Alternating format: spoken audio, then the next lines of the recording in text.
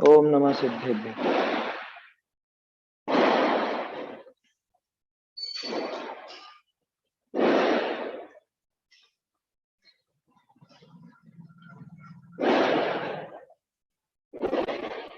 कारुणमुक्कारं जिणवरवसहस्रवढमानस्य दंसनमग्रमगोच्छामि जहाकं मम समासेन श्रीमद्वीरजिनेश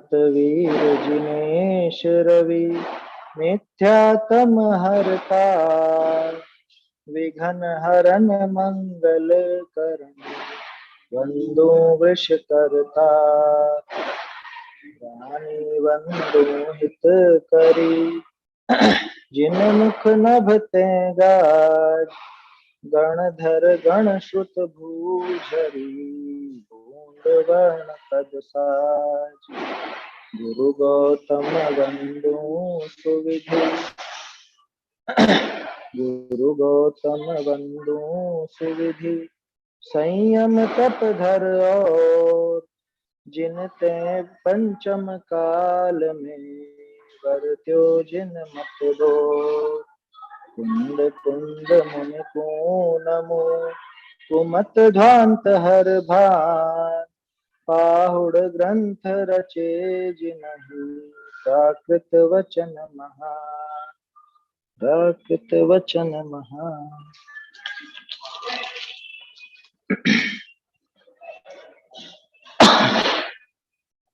कुंद कुंदाचार्य देव विरचित महान ग्रंथराज है अष्टपाहुड़।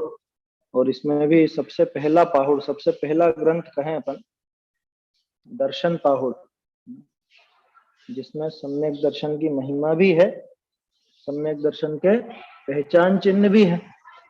पहचान चिन्ह वास्तव में जरूरी है, क्योंकि अगर वो पहचान चिन्ह ना हो तो लोक व्यवहार भी नहीं बनेगा।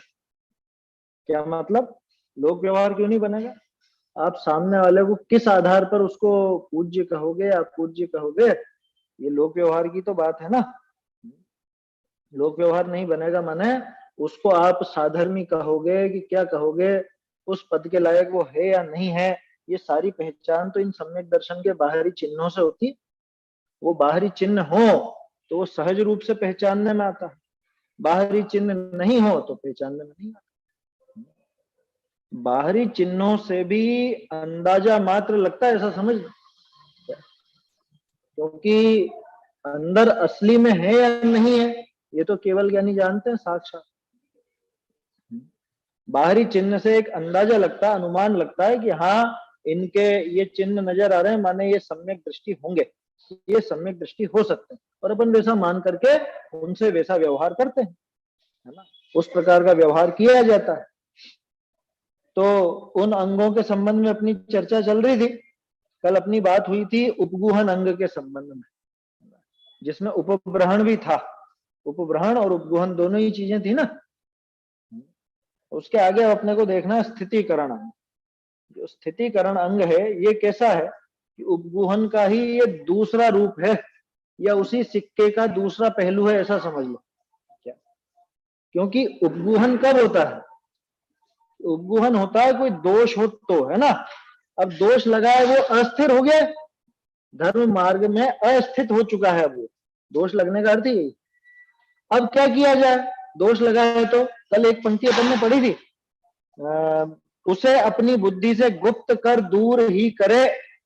मुझे बहुत अच्छी लगी है पंक्ति। उसे अपनी बुद्धि से गुप्त कर दूर ही करे। सबसे पहले तो उसको गोपे, छुपाए, और दूसरी बात सिर्फ छुपाए नहीं, उसको दूर कर, उसको दूर कर दे, उस दोष को दूर करने में सहायक बने, उस दोष को दूर करने में उस व्यक्ति की सहायता करे, ऐसा उसको दूर ही करे। अपराधी भी कहलाएगा। छिपा करके बढ़ावा देने में तो फिर अपराधी कहलाएगा। अगर छिपाया इस ढंग से कि उसको और बढ़ावा मिला तो अपराधी। जैसे अक्सर अपन देखते हैं ना कि माएं अपने बच्चों की गलतियों को छुपाती हैं दूसरों से, और छुपाती हैं तो बाद में वो गलतियां बड़ी होते होते होते होते वो अपराधी हो जाती। अरे वो उदाहरण प्रसिद्ध तो है क्या, वो चोर का कि आखिरी क्या है तुम्हारी इच्छा, कि मैं मेरी माँ से मिलना चाहता हूँ, और माँ से मिला तो माँ इधर आओ इधर आओ, कान में एक बात कहनी, और पास में गई तो कान काट लिया उसने, है ना। ये तो बचपन में पढ़ी हुई कहानी है। क्यों काटा? तुम्हारे नहीं कहानी है। इसलिए काटा कि मैं जब छोटा था, तब जब मैं स्कूल से पेंसिल चुरा के लाया, तब तूने मेरी वो गलती पर मुझे डांटा क्यों नहीं, मुझे फटकारा क्यों नहीं, क्यों मेरी वो गलती सुधारी नहीं तूने? वो गलती शुरू में ही रुक जाती, शुरू में ही अगर उसका उचित दंड मिल जाता तो आगे बढ़कर मैं ऐसा चोर नहीं बनता, है ना। ये कहानी तो सबने सुनी होगी, ये तो अपना एक लोक कथा जैसी हो चुकी है आजकल, क्या जैसे प्राचीन लोक कथाएं चलती थी, ऐसी ये भारत में, मतलब हमारी उम्र के लोगों ने तो बचपन में जरूर पढ़ी है ना, और बड़ों ने भी पढ़ी होगी। अब आजकल नए बच्चे पढ़ते हैं कि नहीं क्या पता।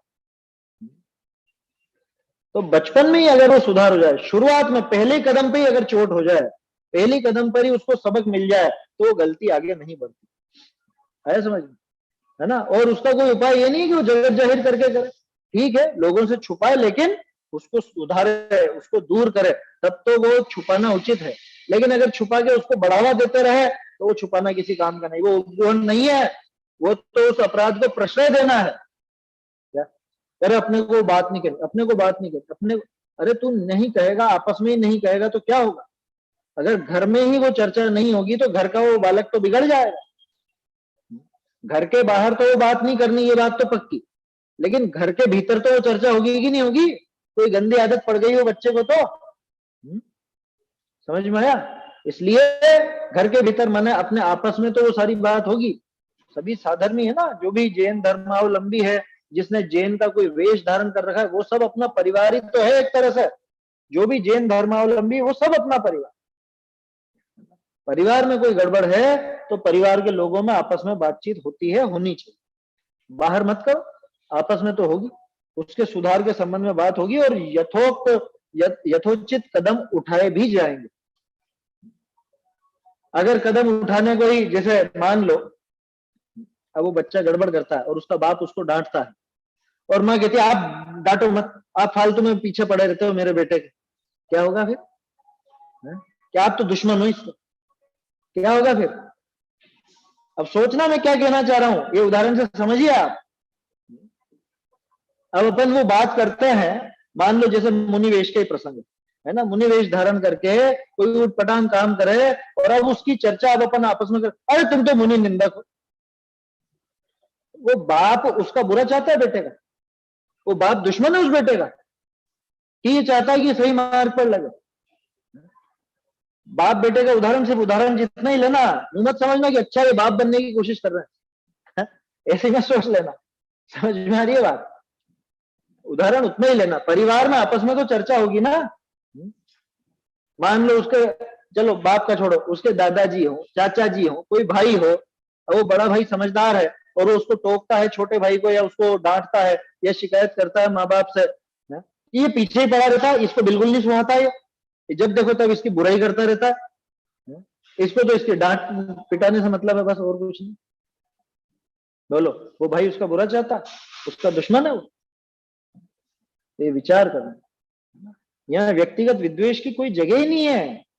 अपन ने सुबह भी तो, सुबह वाले प्रकरण में कितनी बार आया क्या, कि वाद विवाद करना नहीं, किसी से झगड़ना नहीं, यहाँ व्यक्तिगत विद्वेष की बात ही नहीं है। बात तो यह कि जो भी जैन धर्मावलंबी हो, जो भी इस मार्ग में लगा हो, जो भी जिसने भी ये जैन का कोई पद धारण किया हो, कि उस पद की गरिमा रखे, क्या उस पद की गरिमा रखे। क्यों? क्योंकि हमारा पूज्य पद है,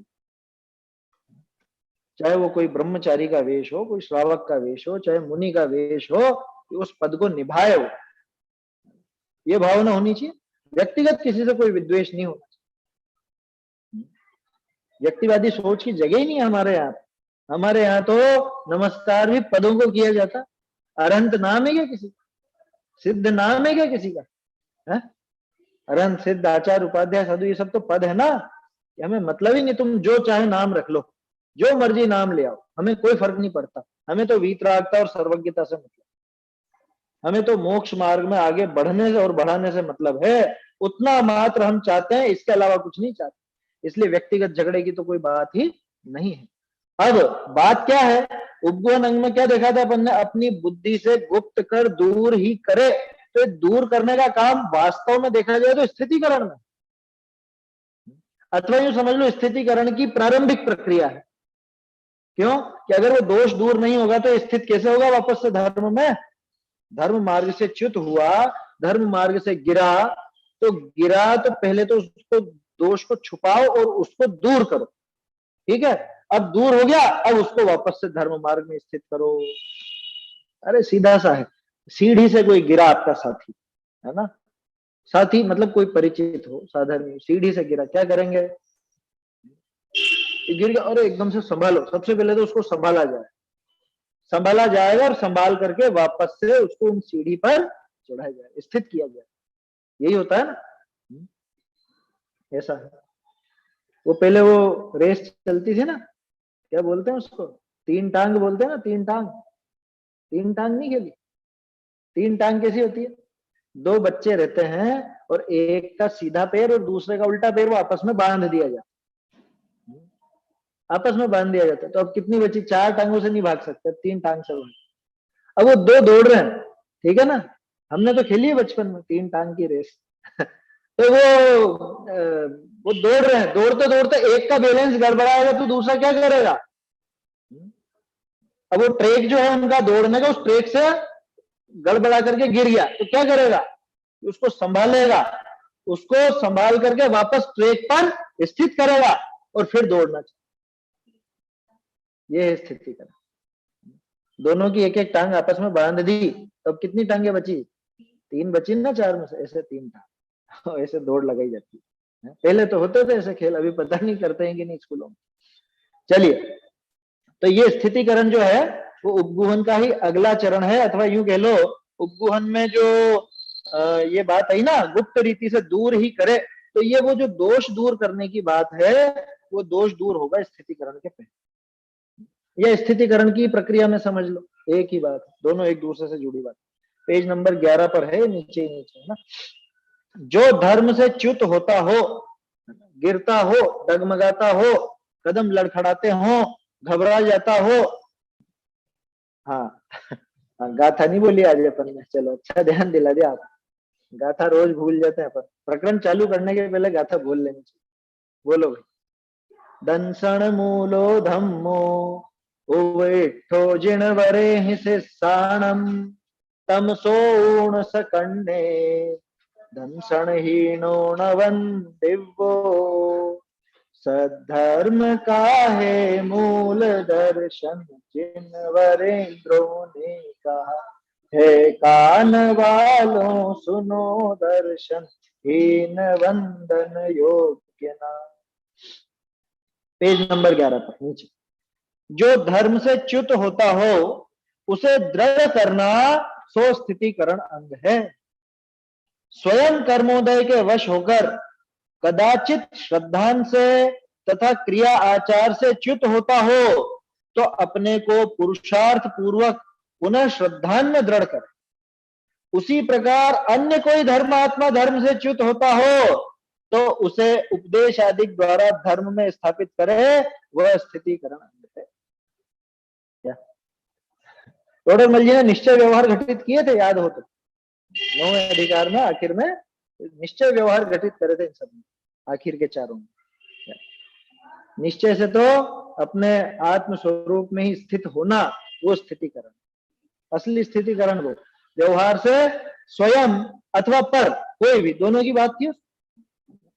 यह बहुत सुंदर जयचंद जी ने बहुत कम शब्दों में एकदम सटीक बात लिख दी है। स्वयं कर्मोदय के वश होकर कदाचित श्रद्धान से तथा क्रिया आचार से च्युत होता हो। देखो गजब की बात है, श्रद्धान लिख दिया, क्रिया आचार लिख दिया, ज्ञान क्यों नहीं लिखा? ज्ञान क्यों नहीं लिखा? ज्ञान में स्थितिकरण जैसी बात नहीं होती, है समझ में? क्योंकि ज्ञान में गिरता नहीं है। गिरता कहाँ है? गिरता श्रद्धान में या आचरण में। समझ में ही बात? तो जहां गिरावट हो वहीं स्थित किया जाएगा ना, वहां पे ही तो स्थिर किया जाएगा। अच्छा, स्वयं की बात क्यों ली? स्वयं की बात क्यों ली? वही उदाहरण 3 टांग वाला, वो जो दूसरा गिरा है, अब उसको उसका साथी अगर संभालेगा तो तभी संभाल पाएगा ना, जब खुद स्थित हो, खुद दृढ़ हो, तभी तो पकड़ेगा। आप सीढ़ी पर मजबूती से खड़े हुए हो तो सीढ़ी पर किसी का पैर फिसला तो ही तो आप संभाल पाओगे। अगर खुद मजबूती से खड़े हो तो, खुद ही गिर रहे हो तो दूसरे को क्या संभालोगे? इसलिए सबसे पहले खुद का स्थितिकरण होता है। खुद धर्म मार्ग में दृढ़ता पूर्वक स्थित हो तभी जाकर के दूसरे को, है ना, धर्म डिगते को सुथिर कर रखिए। क्या है समझ में? जो धर्म से डिग रहा है, जो गिर रहा है धर्म मार्ग से, उसको स्थिर वही कर सकता है जो खुद धर्म मार्ग में दृढ़ता पूर्वक स्वयं स्थिर। स्वयं ही अगर स्थित नहीं हो तो वो कैसे क्या समझ? कई बार होता है ना, जैसे महिलाओं के साथ अक्सर होता है, खुद शादी होने के बाद की बात कर रहा हूं, पहले तो जैसे धर्म का पालन करती थी और वो सब बातें हैं, लेकिन अगर खुद में दृढ़ता नहीं हो तो क्या होता है, फिर जैसा माहौल मिलता वैसा ढल जाता। खुद में अगर दृढ़ता नहीं हो तो जो माहौल मिला, अगर किस्मत अच्छी है और अच्छा घर मिल गया, अच्छा घर का मतलब रुपए पैसे से नहीं, अच्छा घर माने धार्मिक आचरण वाला। अगर किस्मत अच्छी और धार्मिक आचरण वाला घर मिल गया तब तो ठीक है ना, जो थोड़ा शिथिल भी वो भी चल जाएगी। लेकिन अगर किस्मत अच्छी नहीं है और खुद भी दृढ़ नहीं है और ऐसा परिवार मिल गया कि जहां रात्रि भोजन होता हो, जहां पे आलू प्याज आदि अभक्ष बनते हो, या पति ऐसा मिल गया कि जिसको तो सारे शौक है सब खाने पीने के, फिर क्या होगा कि धीरे धीरे उसका भी छूट जाए। ऐसा देखा है कितनी जगह देखा, छूट जाता है। किसका किसका छूटता है? लेकिन खुद दृढ़ नहीं हो तो। इसके उलट ऐसी भी देखी है कि जो खुद दृढ़ हो तो अपने पूरे खानदान को सुधार दे, जहां शादी हुई हो पूरे को सुधार दे। है समझ में? कि चाहे पति बिल्कुल विपरीत हो, सास बिल्कुल विपरीत हो, ससुर बिल्कुल विपरीत हो, लेकिन वो अकेले ही अगर दृढ़ है तो वो पूरे परिवार को सुधार। पहले भी कई बार उदाहरण दिए हैं, है ना, आप लोगों को आता है ना, बदलाव देखने में आता है। गुड्डी जीजी का है ही से, अलका जीजी का है, वो खुद दृढ़ रही, है ना, हमारे साधर्मी है, कोटा रहते हैं, वो खुद दृढ़ रही। पहले पति सास ससुर सब रात रात में सब खाना पीना चलता था, आलू प्याज वगैरह, और ये नहीं खाती। उनको कितनी बार ऐसा कहा गया कि खाना है तो यही खाना पड़ेगा, नहीं तो नहीं है खाना, तो रात में सब्जी वब्जी सब कोई बात नहीं, नमक मिर्ची से ही खाया। ये असली प्रसंग है, तो ये कहानी बनाई हुई नहीं बोल रहा हूं। तो ये दृढ़ता चाहिए, अपनी खुद की दृढ़ता हो तो वो घर पूरा सुधार दे, और खुद अगर दृढ़ नहीं हो तो फिर तो वो जैसा कहने में आ जाए वैसे। समझ में ही बात? अभी ऐसे भी है क्या, पहले तो बिल्कुल समझ लो ब्रह्मचर्य लेने वाले थे या कुछ भी थे, कुछ भी बिल्कुल ऐसा दृढ़ आचरण।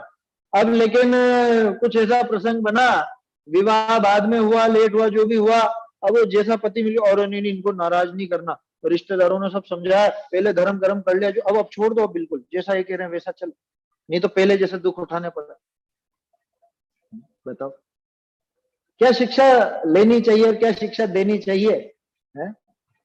पहले भी कई बार इस पर चर्चा हुई है अपनी, ज्यादा उसको विस्तार नहीं देना चाहता, लेकिन बिल्कुल यहाँ पर दृढ़ता होनी चाहिए। अगर खुद में दृढ़ता नहीं है तो दूसरे को क्या दृढ़ करेंगे?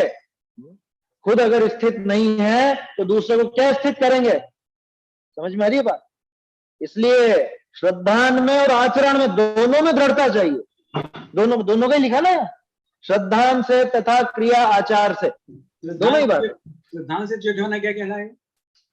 श्रद्धान से च्युत होना, श्रद्धान से च्युत होना ऐसा कि जैसे देव शास्त्र गुरु, मुख्य तो वही बात आएगी यहाँ, देव शास्त्र गुरु का दृढ़ श्रद्धानी हो तब तो वो इधर उधर कहीं ढोकेगा नहीं, इधर उधर नमस्कार करने तो नहीं जाएगा, है ना।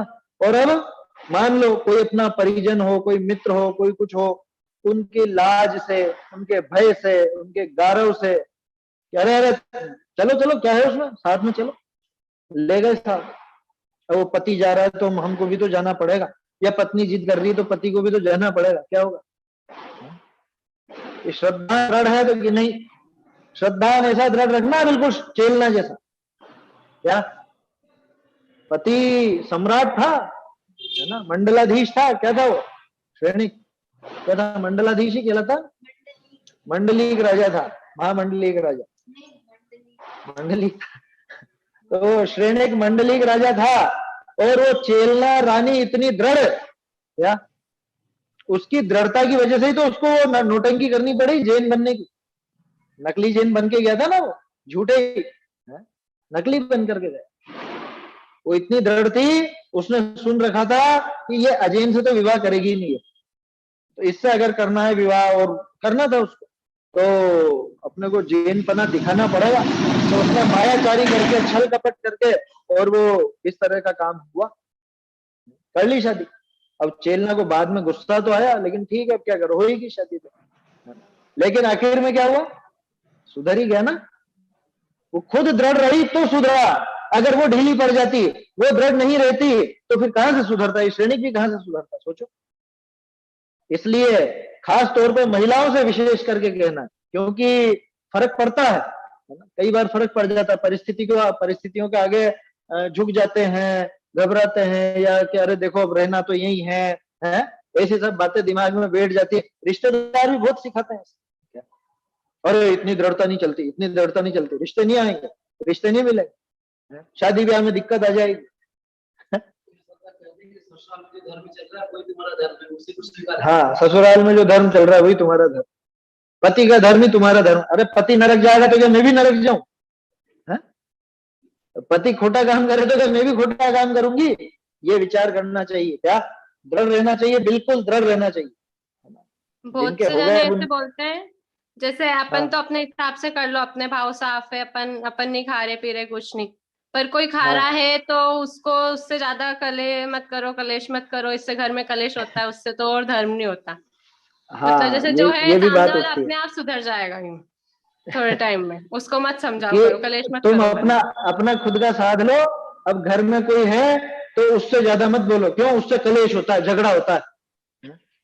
झगड़ा नहीं करना अपना, झगड़ा नहीं करना, ये बात तो बिल्कुल सही है, लेकिन धर्म से विरुद्ध कार्य तो स्वीकार नहीं किया जाएगा ना। बहुत से लोग कहते हैं अरे तुम बहुत तीव्र कशाई हो, तुम तो हर बात में झगड़ा करती हो, या तुम तो हर बात में झगड़ते हो, पति हो या पत्नी हो, कोई भी हो। क्या किस बात पे? धर्म की बात को लेकर, है ना। जैसे पति नहीं खाना चाहे और ये खाना चाहे तो आपस में झगड़ा हो, या पति खाना चाहे और ये नहीं खाना चाहे, अब शादी या रात में जो भी बाहर का, तो फिर कहोगे तुम मानते नहीं हो, आपस में झगड़ते हो। ऐसा भी कोई धर्म होता है क्या? जिससे तो जैसा चल रहा है चलने, तो जब योग्यता आएगी तब सुधर जाएगा। क्या है ये? क्या है बताओ, कौन सा पक्ष सही है?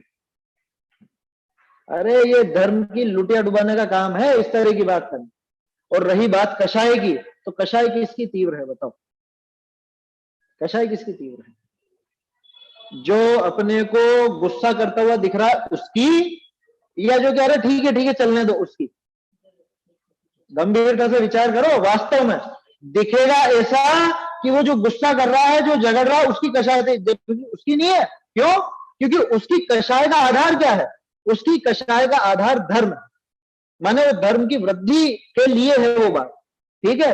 और इधर ये जो ढीलापन छोड़ रहा है, इसको विषयों की लिप्सा पड़ी हुई है, इसको विषय रोग सुहार है, तो आखिरकार तो इसकी ही कषाय तेज।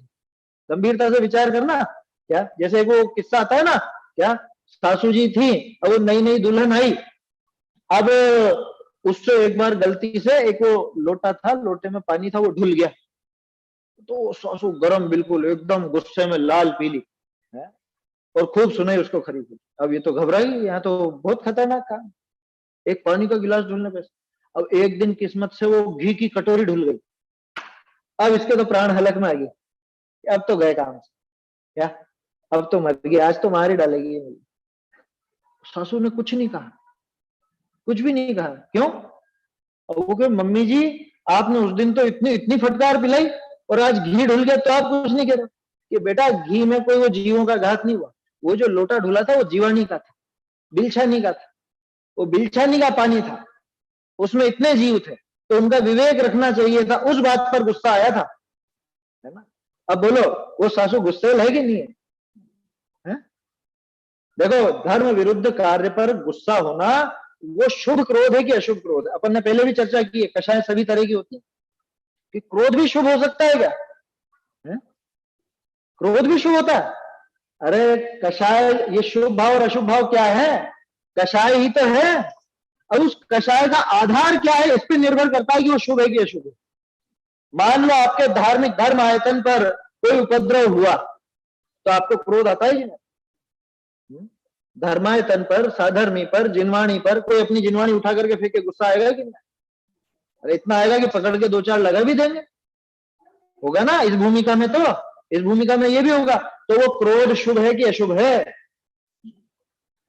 नहीं आ रहा समझ में? उदाहरण शेर और शूकर का उदाहरण ले लो, एक झटके में समझ में आ जाए।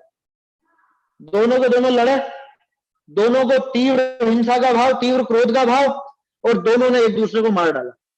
ये तो कहानी याद है ना, पूरी डिटेल में सुनाने की आवश्यकता तो नहीं है ना। लेकिन एक तो गया स्वर्ग, एक गया नरक। क्यों? कि इसके तीव्र क्रोध का आधार मुनिराज और उसके तीव्र क्रोध का आधार मांस भक्षण। बात समझ में आ रही है? तो मुनिराज के पक्ष में इसको वो क्रोध आया है, तो उसका वो क्रोध भी शुभ है। समझ में आ रही है बात? ये शुभ क्रोध, ऐसे शुभ मान भी होता है। जैनत्व का गौरव आना, ये शुभ मान है, ये उसमें पुण्य बनता है। कह रहे हम जैन है, हम कोई ऐसा काम नहीं करते। तुम कैसे पूछते हो हमसे कि रात में ये खाओगे क्या? तुम कैसे पूछते हो कि ये खाओगे क्या? आलू प्याज आदि। हम जैन है, वो गौरव ही तो है ना, वो गर्व है, वो गर्व लेकिन शुभ है। क्यों? क्योंकि उसका आधार धर्म।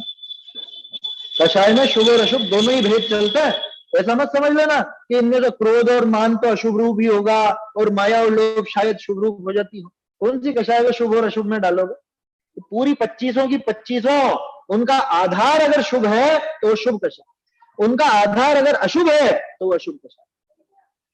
कोई भी कषाय पे लगा के देख लो, प्रैक्टिकली सोचना। पहले मोक्षमा प्रकाशक के समय भी चर्चा हुई है, और भी अलग से 5 मिनट विचार करना, 25 कषाय लगा के देखना। जुगुप्सा को कैसे घटित करोगे शुभ में? जुगुप्सा कषाय को कैसे घटित करोगे? नहीं नहीं, वो निर्विचिकित्सा होगी। जुगुप्सा की कह रहा हूं, जुगुप्सा कषाय आई तो जुगुप्सा तो अशुभ ही होगी ना, शुभ भी होती है क्या? होती है। कैसे होती है? कि वो जो गंदगी है, कौन सी गंदगी? खाने पीने की, अभक्ष संबंधी। अरे कितना ये अभक्ष बना है, ये अभक्ष खाता, कैसा जीव है ये? रात में खाता, शर्म नहीं आती? उससे जो ग्लानि का भाव आया, अरे ये रात में खाता है, उससे ग्लानि का भाव आया कि नहीं? वो जुगुप्सा शुभ। समझ में आ रही है बात? विचार करना गंभीरता से। कषाय सारी की सारी शुभ रूप भी होती है, अशुभ रूप भी होती है। डिपेंड करता है उसका आधार क्या, किस आधार पर हुई है ना। तो अब वापस अपने उस उदाहरण पर आ जाओ। कौन सा है? कह रहे साहब ये तो झगड़ा कर रहे हैं, ये झगड़ा करना अच्छी बात है, ये तो कषाय कर रहे हैं। वो पत्नी कह रही रात में नहीं बनाऊंगी, ये पति कह रहा कैसे नहीं बनाएगी, और आपस में झगड़ा हो रहा है इनमें। पति तो कह रहा तुम ये खाती नहीं हो मेरे साथ, और पत्नी कह रही नहीं मेरे सौगंध में मैं क्यों खाऊं?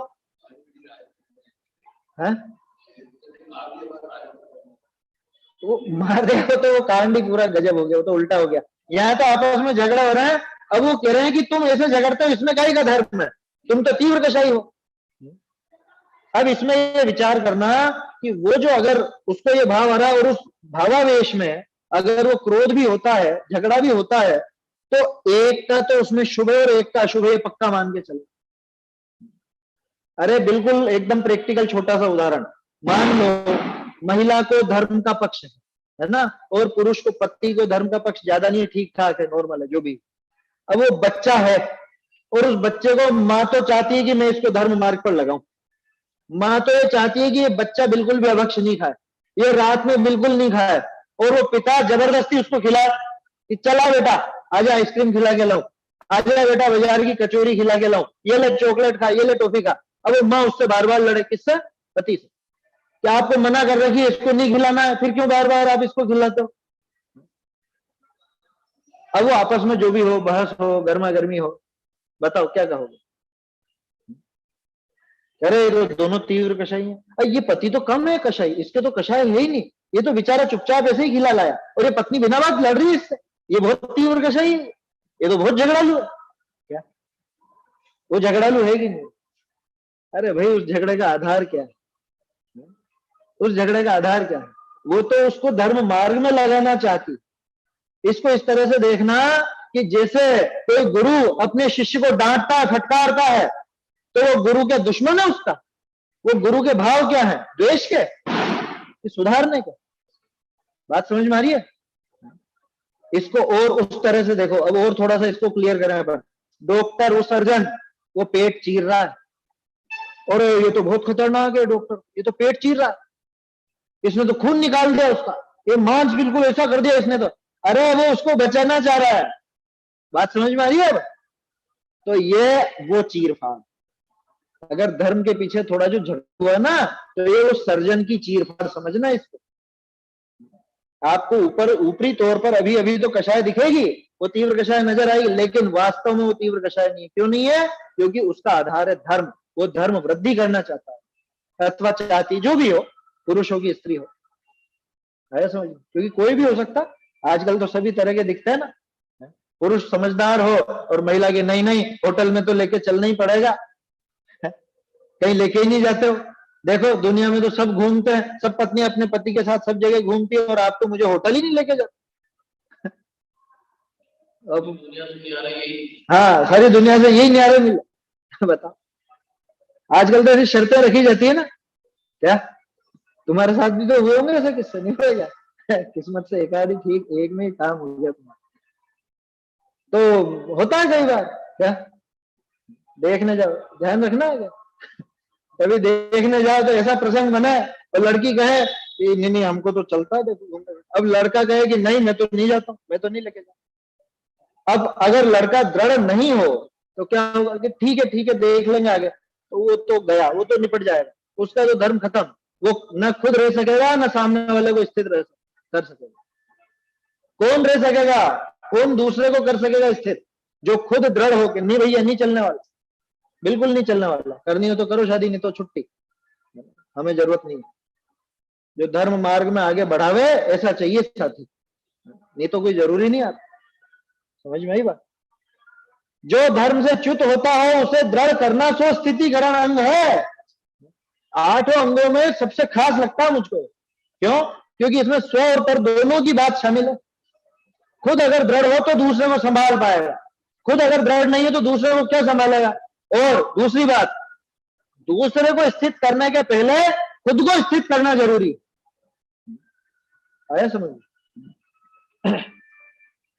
दूसरे को स्थित करने के पहले खुद को स्थित करना जरूरी। क्या है वो एक छंद आता है ना, पहले न दे उपदेश तू पहले तू ले उपदेश, इस तरह का एक छंद है कुछ।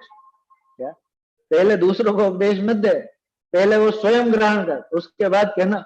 गांधी जी का प्रसंग है ना, वो माँ लेकर गई छोटे बच्चे को, और ये गुड़ खाता है, बहुत ज्यादा गुड़ खाता है, आप इसका गुड़ छोड़ा दो तो 3 दिन बाद आना।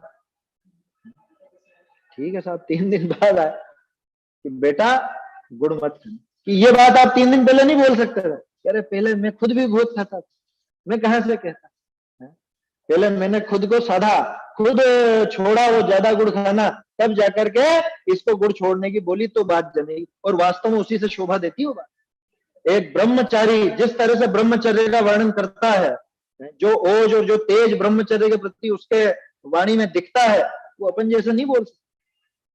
मुनिराज की महिमा अपन खूब गाते हैं, आए समझ में? मुनिराज के स्वरूप की महिमा और मुनिराज की भक्ति भी अपन खूब गाते हैं, लेकिन मुनि पने का वास्तविक सौंदर्य, मुनि पने की वास्तविक महिमा तो उन्हीं को है जो वास्तव में जिनके मुनि पना है ना, ये बात है कि तो वो तो है। अब प्रेरणा लेने के लिए जरूर वो बातें जरूर की जाती हैं। अभी अपन वीतरागता की बातें करते हैं तो यहाँ यूं मत लगाना पहले खुद तो वीतरागी हो जाओ फिर करना वीतरागता का उपदेश। अरे भाई उसके लिए तो हम खुद ही प्रेरणा पा रहे हैं जिनवाणी से, वो तो हम खुद ही चाह रहे हैं। लेकिन एक सामान्य जो आचरण होता है, सामान्य जो एक श्रावक का आचरण होता है, जैनी का आचरण होता है, तो उतना तो खुद के पास हो तब तो दूसरे को उपदेश देने लायक बनेगा। आज अगर मान लो अपन रात्रि भोजन का दृढ़ता से निषेध कर पाते हैं तो इसीलिए ना कि अपन नहीं करते बिल्कुल भी। अगर द्विदल के संबंध में अपन बिल्कुल दृढ़ता से बात रख पाते हैं तो इसीलिए कि अपन नहीं करते। अगर मान लो मैं खुद ही वो द्विदल करता हूं या उसमें थोड़ा ढीलापन रखते कि हाँ थोड़ा चल जाता है, देखो वास्तव में है तो गलत लेकिन अब मैं तो चलता है, अभी तो चलता है, तो मैं बोल पाऊंगा उस दृढ़ता से? कभी नहीं बोल पाऊंगा। पहले न दे उपदेश तू पहले तू ले उपदेश, आया समझ? क्या कहा? स्वयं कर्मोदय के वश होकर, क्यों कर्म पे डोल रहे तो अरे कर्म की तो बात कहनी पड़ेगी ना, क्योंकि पहले लगा हुआ था और अब ये गिरा, तो कुछ ना कुछ ऐसा कर्म का उदय आता। तोड़रमल जी ने भी लिखा है ना, पहले अच्छा भला लग रहा हो और पिछला कर्म का उदय ऐसा आए तो च्युत हो जाओ। स्वयं कर्मोदय के वश होकर कदाचित श्रद्धान से तथा क्रिया आचार से च्युत होता। कैसे होता है श्रद्धान से च्युत और कैसे होता है क्रिया आचार से? अभी जितनी भी बात की अपन ने क्रिया और आचार की तो लगभग लगभग होगी। श्रद्धान में दोनों तरफ से लेना। दोनों तरफ से कौन सा? देव शास्त्र गुरु का भी और सात तत्व। देव शास्त्र गुरु के श्रद्धान के संबंध में थोड़ा ढुलमुलपना आ जाए। कैसे आ जाए कि घूमने फिरने गए थे, अब वहां पे देखो ये तो आखिरकार मंदिर अपना ही, और फिर यहाँ दर्शन नहीं करते तो क्या करते, दूसरी जगह तो दर्शन था ही नहीं वहां, फिर क्या करते? क्या करें साहब, एक ही जगह वहां। तो ये सारा प्रकरण उसमें देखा ना अपन ने, जिन प्रतिमा यथावत स्वरूप, उसमें है जवाब कि जहां हो तो वहां क्या करना, जहां विपरीत ही हो बिल्कुल, जहां मिले ही नहीं मंदिर तो क्या करना। पहले तो ये प्रयास करना कि जब वो प्रक्षाल के समय जब हटे तब कर लेना दर्शन। और अगर कोई ऐसा ही विपरीत हो कि वो तो हटने ही नहीं देगा, दर्शन ही नहीं करने देगा आपको, तो फिर आराम से घर पर बैठना, अपने पूर्व कर्मोदय का विचार करना कि मैंने ऐसा कौन सा लाभांतराय बांधा है जिस वजह से मुझे दर्शन तक नहीं मिल रहे। एक बात। दूसरी बात, फिर ज्यादा रोना भी नहीं, फिर क्या विचार करना कि साक्षात जिनेंद्र भगवान का स्वरूप कैसा है, वैसा विचार करके और अंदर में भक्ति भाव से नमस्कार कर। यह है उसके अंदर है, समझ में। अन्य जगह तो जाना नहीं, बिल्कुल जहां विपरीतता हो वहां जाना नहीं, चाहे वो मिले चाहे ना मिले, जो भी हो। हाँ वो भी आया था उसमें, तो वो तो आ गई ना उसमें बात। स्वयं अगर कर सके तो कर ले, है ना। वो हटा करके फूल केसर आदि जो लेप है या कुछ भी है इस तरह। तो देव शास्त्र गुरु के संबंध में, देव की बात की अपन, ऐसे शास्त्र के संबंध में, ऐसे गुरु के संबंध में, शास्त्र के संबंध में ढुलमुल नहीं होना जरा भी। समझ में ही बात? कैसे हो ढुलमुल बना वो बताऊं। यही अष्टपहुड़ ग्रंथ है ना, इसकी षट प्राभृत वाली जो टीका है, बताया था ना परिचय शुरू में, किसकी लिखी हुई? श्रुत सागर सूरी। भट्टारक थे, है ना, मुनिराज नहीं था, पंडित विद्वान थे, भट्टारक थे।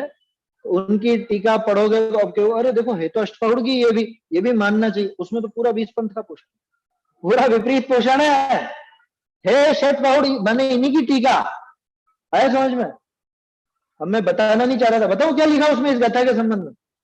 दंसन हीनो न वंदी को लिखा ना, ये सम्यक से हीन वंदनी नहीं है। अब सम्यक से हीन कौन कौन? कि जो प्रतिमा, फूल के लगी हुई प्रतिमा को नमस्कार नहीं करता, वो सम्यक से हीन है, वो दुष्ट है, वो वंदनीय नहीं है। ऐसे ऐसी बातें। सम्यक से हीन किसको बताया? कि जो जिन प्रतिमा को वो फूल के सर नहीं लगाता, है ना, चंदन आदि नहीं लगाता, लगे हुए के दर्शन नहीं करता, जो पंचामृत अभिषेक नहीं करता, वो सम्यक से रहित। जो सही जानता है। हाँ अब बोलो क्या कहोगे? ये उसमें लिखा, उसमें लिखा, अब क्या करोगे? मानोगे उसे? वो जिनवाणी कहलाएगी। अरे वीतरागता की पोषक ही जिनवाणी कहलाती है समझ में। और ये कोई पूजा की पंक्ति नहीं है, ये शास्त्रों में आई बात है, ये रत्नकरण जी की बात है। रत्नकरण जी में स्पष्ट है ये श्लोक, समझ में आ रही बात। और 400 साल पुराना है साहब, 400 साल पुराना, इसकी तो मानो। ध्यान रखना, पहले भी कहा है, प्राकृत में लिखा होना प्रामाणिकता की निशानी नहीं, पुराना होना प्रामाणिकता की निशानी नहीं, कौन से होना प्रामाणिकता की निशानी नहीं। कौन सी क्या चीज? कौन से ग्रंथ? किसकी टीका बताया? बोला कि वो वंदनीय नहीं है। किसकी टीका? श्रुत सागर सूरी की है, अष्टपहुड़ की टीका। जरूरत नहीं है देखने की, क्या देखोगे उसमें? वो सब 20 पंथ का बहुत पोषण है, बहुत लिखा है उसमें तो, कि जूतों में गोबर भर भर के मारो, ऐसा लिखा है। ये क्या है? वही टीका है जो आप बता रहे हैं। अच्छा, श्रुत सागर लिखा है, श्रुत सागर नाम लिखा है क्या? हाँ तो यही है, मत पढ़ना, कोई जरूरत नहीं है ना। और शुद्धांग ढीला होगा। ऐसे ऐसी चीजों से दूर रहना, जहां देव का स्वरूप बिगाड़े, जैसे सुबह पढ़ रहे हैं ना अपन, जहां देव का स्वरूप बिगाड़े उससे दूर रहना। ऐसे ये भी, जहां शास्त्र का स्वरूप बिगाड़ दिया गया हो, मनगढ़ंत व्याख्या कर दी गई हो, उससे भी दूर रहना। जहां गुरु का स्वरूप बिगाड़ा गया उससे भी दूर रहना। क्या कहा, स्वयं कर्मोदय के वश होकर कदाचित श्रद्धांत से, अब श्रद्धांत से गड़बड़ कहां पैदा होगी कि जहां इस तरह की बातें आएंगी ना और इस तरह की बातों में चक्कर में आ जाएंगे, वो फिर श्रद्धांत से गड़बड़। हाँ वो किस्सा है, पहले भी सुना चुका हूं मैं यहाँ पे सभा में। इसका मेरे पुण्य का उदय बहुत जबरदस्त है। मैं जिनसे भी सीखा ना, उन्होंने गलत नहीं सिखाया। उन्होंने जब मुझे सिखाया था तब वो मुझे यही सिखाते थे कि अपने को बिल्कुल भी नहीं लगे रहने, फूल के असर वाले, है समझ, थोड़ा भी नहीं लगे रहने दे, और आगे वो खुद ही लगने लगे। ऐसे दो चार किस्से हुए मेरे साथ कि सिखाने वाले ने बिल्कुल सही सिखाया था, लेकिन बाद में वो खुद गड़बड़ आ गई। देखो, स्वयं कर्मोदय के वश होकर कदाचित श्रद्धांत से तथा क्रिया आचार से च्युत होता हो, क्रिया से आचरण से च्युत होता हो, भ्रष्ट हो जाता हो, बिगड़ जाता हो, गड़बड़ा जाता हो कि अरे पहले तो ये घास पे भी पैर नहीं रखते, ऐसे किस्से हैं। पहले तो घास पे भी पैर नहीं रखते, अब क्या हुआ कि पिछले कर्म के उदय से और ऐसा हो गया कि ये तो अब ठीक है, ये भी खा रहे हैं, वो भी खा रहे हैं, और पता नहीं क्या। पहले तो ब्रह्मचर्य की महिमा पर इतना उपदेश देते थे, अब बच्चे पैदा करने का उपदेश देने लगे। समझ समझ में ही बात। किसी का माइक चालू है, माइक बंद कर लीजिएगा, देख लीजिए। क्या कहा, तो ऐसे श्रद्धांत से अगर या क्रिया आचार से च्युत होता हो, कौन, सबसे पहले खुद को देखना, मैं कहाँ गिर रहा हूं, एनालिसिस करना चाहिए खुद का। वो लेखा जोखा होता है ना, टोडरमल जी ने तो लिखा ना, जैसे एक वो लेखा करता हो, कोई लेखा करता हो, तो जब तक वो विधि बराबर नहीं मिल जाती शास्त्रों के अनुसार, वो अपनी विधि मिलाता, ऐसा उसका उदाहरण का सार है। प्रश्न तो ये था कि साहब परीक्षा हमारी सही हुई ये कैसे जाना है, ऐसा प्रश्न था ना। उन्होंने कहा जिनवाणी से अपनी जो खुद का श्रद्धान हुआ उसको मिलान करके देखो, जब तक नहीं मिले बराबर तब तक वो बराबर मिलान करके देखो, मिलाता रहे, यही विधि है और कोई विधि नहीं है। तो ऐसे ही थोड़े बहुत दिनों में अपने को खुद का एक वो देखना चाहिए कि मेरे आचरण में, मेरे श्रद्धान में कोई गिरावट तो नहीं आई है। लाभ हानि देखते हैं कि नहीं हर साल, आखिर में अकाउंट्स जब बनाते हैं 31 मार्च को रिटर्न पेश करते हैं, तो वो देखा जाता है कि मुनाफे में है कि घाटे में है, ये सब काम होता है। ठीक उसी तरह से यहाँ देखना चाहिए। ये जो हमारे पर्व आते हैं ना, ये देखने के पर्व है, ये एनालिसिस के पर्व है, आगे बढ़ने के पर्व है। क्या अष्टानी का है, 10 लक्षण है, हर 4-1 महीने में आ ही जाते हैं लगभग। देर से देर भी करो तो 4 महीने में तो आती है। तो उस समय विचार करें कि भाई पहले से हमारी पद्धति कुछ सुधरी या और बिगड़ी, पहले से हम श्रद्धान में और दृढ़ हुए या और थोड़े शिथिल हो गए, पहले से हमारे आचरण में कुछ और नया सुधार हुआ कि और गड़बड़ा गए, ये पूरा एनालिसिस होना चाहिए। और अगर ऐसा च्युत होता हो तो अपने को पुरुषार्थ पूर्वक पुनः श्रद्धान में दृढ़ कर। और एक गजब की बात है, चाहे श्रद्धान में दृढ़ करना हो चाहे आचरण में दृढ़ करना हो, मदद आपको जिनवानी की लगेगी, इसके बिना नहीं होगा। श्रद्धान में दृढ़ता कैसा आएगी बताओ, और कैसा आएगी, निरंतर तत्व विचार से, तत्व चिंतन से, जिनवाणी के अभ्यास से। आचरण में भी दृढ़ करना हो तो लगातार वो टोडरमल जी ने लिखा ना, खुद को शिथिल होता जाना तो चरणानुयोग पढ़े, अपनी प्रवृत्ति ऐसी देखे तो क्या आचरण में कुछ गड़बड़ नजर आए तो चरणानुयोग, जैसे चरणानुयोग, और मैं क्या कर रहा था, देखो कैसी गड़बड़ कर रहा था, ऐसा नहीं होना चाहिए। जब भी आप रत्नकर्म श्लोकाचार पढ़ोगे पूरी टीका, तो आपके जीवन में कुछ ना कुछ बदलाव आएगा ही आएगा, ये पक्का।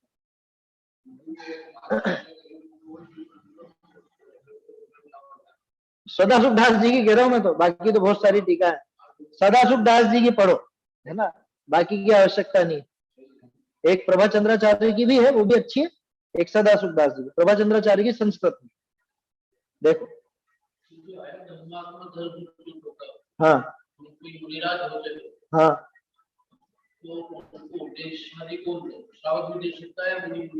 उसमें ये देखना पड़ेगा कि वो उनकी कषाय कैसी, क्योंकि बहुत से मंद कषाई होते हैं, जैसे पहले 2-4 का सुनने में आता है, तो वो श्रावक से भी उपदेश लेने में कोई शर्म नहीं होती है। हाँ, इसके अंदर है वैसा, आगे इसमें आगे आ रही है बात, वो परीक्षा की है, लेकिन वो बात वो उपदेश की नहीं है।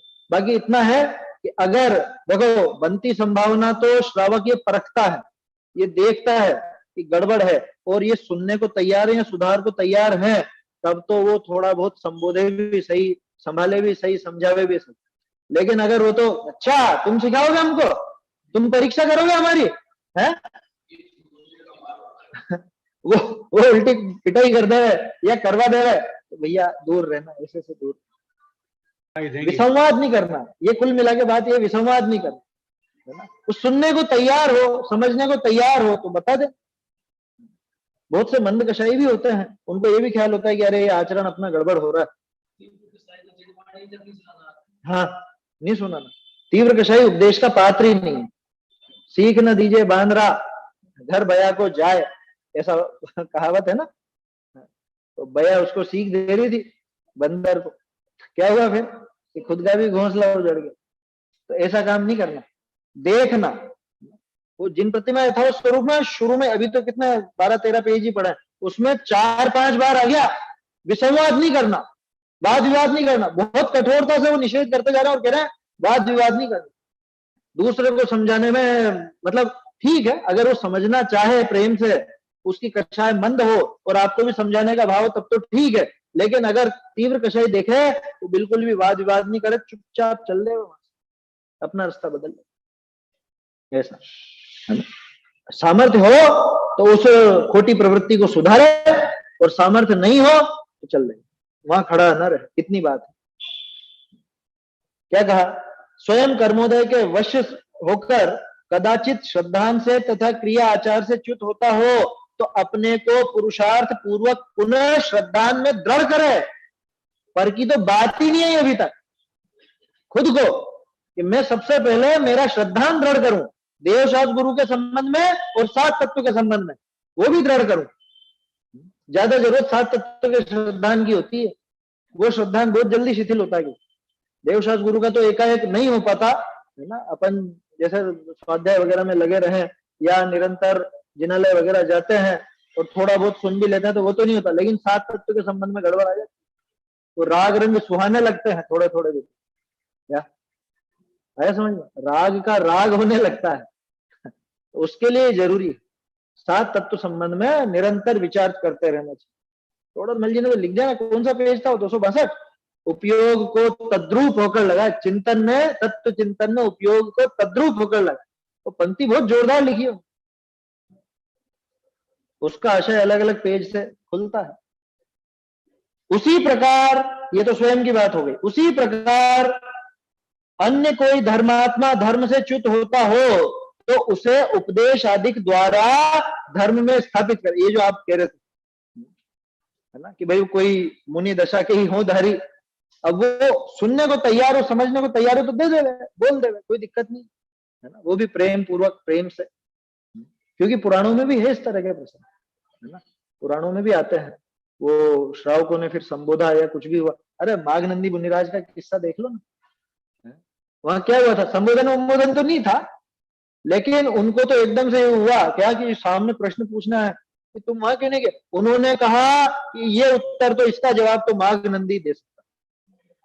और ये बात सुनते उनको, और अभी भी मेरा इतना गौरव, इतनी गरिमा, उठाई पीछे कमंडल चल दिया,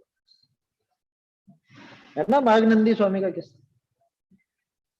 उसी प्रकार अन्य कोई धर्मात्मा धर्म से च्युत होता हो तो उसे उपदेश आदि, अभी आदि में क्या आएगा, आदि में क्या है, उपदेश के अलावा भी कोई उपाय है क्या। उपदेश के अलावा भी उपाय होता है। कैसा होता है, कुछ क्रिया करके, कुछ और काम करके। अरे वो जो अभी बात की थी ना, वो पति पत्नी आपस में वो बहस कर रहे हैं, झगड़ा कर रहे हैं, वो भी उपदेश आदि में शामिल है क्या। अगर मान लो एक झगड़े से वो लाइन पर आ जाए तो क्या बुरा, यही बात समझ लो, क्या दिक्कत क्या है उसमें। भाई एक बार का झगड़ा और जीवन भर का वो शांति हुई तो उसमें दिक्कत क्या है, समझ में आ रही है बात। हाँ वही वही वही शुभ कषाय वाली बात। और बताओ, राम जी पगला रहे थे जब 6 महीने को लेकर के घूमे लक्ष्मण को कंधे पर, तब फिर वो दोनों साथी, कौन से दोनों साथी, कृतांत वक्र का जीव और जटायु का जीव, यही दोनों आए थे ना। संबोधन है तो क्या संबोधन दिया था, इस संबोधन से तो समझे ही नहीं थे। फिर क्या किया उन्होंने, उन्होंने वो एक्टिंग करी, एक्टिंग करी ना, वो रूप बना करके वो दिखाया क्या, यही किया ना। तो वो जो पूरा उनके वो कार्य था, वो जो एक्टिंग थी, वो भी उपदेश आदि में शामिल, क्योंकि धर्म मार्ग में स्थित किया ना उनको आखिरकार। उससे कुछ भी करके, कैसे भी करके, चाहे संबोध कर, चाहे बोलकर, चाहे समझाकर, चाहे डांट कर, चाहे डपट कर।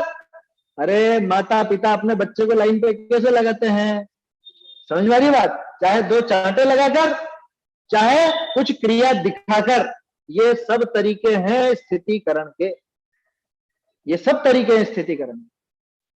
समझ में आई बात? अकेला उपदेश ही नहीं है भाई, हमारा प्रयोजन तो कुल मिला के उसको धर्म मार्ग में स्थित करने का, और धर्म मार्ग में जैसे भी स्थित हो वैसे हम करें।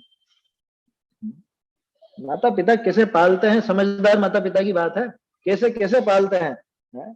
उचित स्थान पर डांटेंगे भी सही, उचित स्थान पर लाड़ भी दिखाएंगे, उचित स्थान पर पिटाई भी हो जाएगी। उचित का मतलब जहां जैसा मौका हो उस हिसाब से। बहुत समझदारी चाहिए, विवेक चाहिए, ऐसा उसे उपदेश आदि द्वारा धर्म मार्ग में स्थापित करे, वह स्थितिकरण अंग है।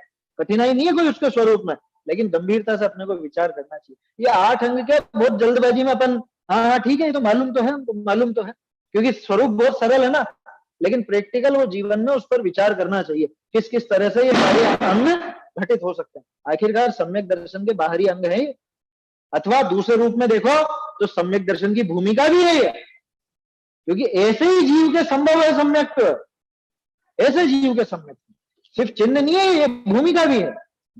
कल बात कर रहे थे ना अपन बाहर कि किसी के पहले भी दिख जाए, ये भी तो हो सकता है कि बिल्कुल दिख सकते हैं, कोई मना थोड़ी, दिख सकते हैं, ये दिख जाते हैं पहले बार, और बाद में आता है पीछे सम्यक, तो बाद में आ जाए, कोई बड़ी बात नहीं उसमें, लेकिन उस नाम में संतुष्ट नहीं होना। नहीं है, बिल्कुल भी स्थितिकरण नहीं है, तो धर्म का नाश। ये स्थितिकरण कैसे कहोगे? इसमें बहाना ये लगता है कि अरे देखो अनुकूलता रहेगी तो लोग बाग आएंगे, ये प्रमाद का सूचक है। इसमें ये जिनवाणी को जो स्वाध्याय परमम तप कहा जाता है, उस पर विचार करना कभी गंभीर। तो परम तप ऐसे ही नहीं कह दिया जाता। आपको सुनाई दिया कि नहीं आप लोगों को क्या कहा? मंदिर में एसी कूलर वगैरह लगाना ये भी स्थितिकरण है क्या? ये स्थितिकरण नहीं है, ये तो अस्थितिकरण है, ये तो गिरा देना, धक्का दे देना है, धर्म मार्ग से और गिरा दिया। स्थितिकरण तो ये होता कि उनको समझाते अरे अपन शरीरी आत्मा की बात करते हैं, जब शरीर ही मेरा नहीं तो गर्मी किसको लगेगी भैया, जो तुझे एसी कूलर चाहिए। और दूसरी तरफ से भी समझा भाई जैसे हम जीव हैं ऐसे इन जीवों का सैकड़ों सैकड़ों तो क्या कहूं, अनंतों जीवों का घात इनमें होता। अगर खुद को जीव समझते हो तो दूसरे जीव का दुख भी दुख लगेगा, अपने आप दया पलेगी वहां पर। स्थितिकरण वैसा होता, ये स्थितिकरण नहीं है, इसको स्थितिकरण नहीं कहेंगे। अच्छा प्रश्न उठा, है ना। चलिए समय तो हो गया है, आगे अब अपने प्रभावना और एक और बच रहा है वात्सल्य, है ना। इन दोनों की चर्चा अपन कल करेंगे। यूं मत सोचिएगा ये तो जरा जरा सी तीन चार लाइन ही हो रही है तब अगली गाथा आएगी। अरे ये जीवन में उतारने की चीजें हैं, है ना। नहीं अच्छा समझाते हैं, अच्छा समझाते हैं, स्लो एंड स्टडी। नहीं जरूरी है, वो दृढ़ता जरूरी है उन चीजों।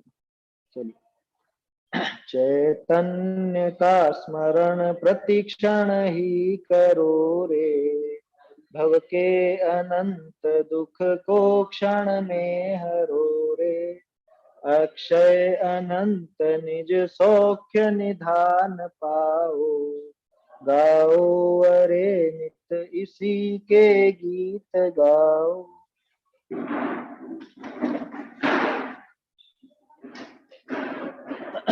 जिनवाणी स्तुति। जान के सुज्ञानी जैनवाणी की सरधा लाइए, जान के सुज्ञानी जैनवाणी की सरधा लाइए, जा बिन काल अनंते ब्रह्म का, जा बिन काल अनंते ब्रह्म का, सुख न मिले कहूँ प्राणी, जान के सुज्ञानी जैनवाणी की सरधा लाइए।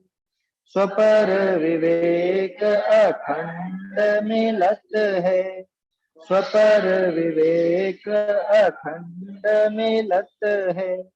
जाही के सरधानी, जान के सुज्ञानी जैनवानी की सरधा लाइए। अखिल प्रमाण सिद्ध अविरुद्धत, अखिल प्रमाण सिद्ध अविरुद्धत।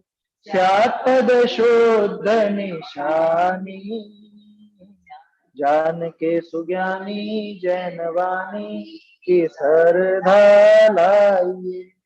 भाग चंद सत्यारथ जानी, भाग चंद सत्यारथ जानी।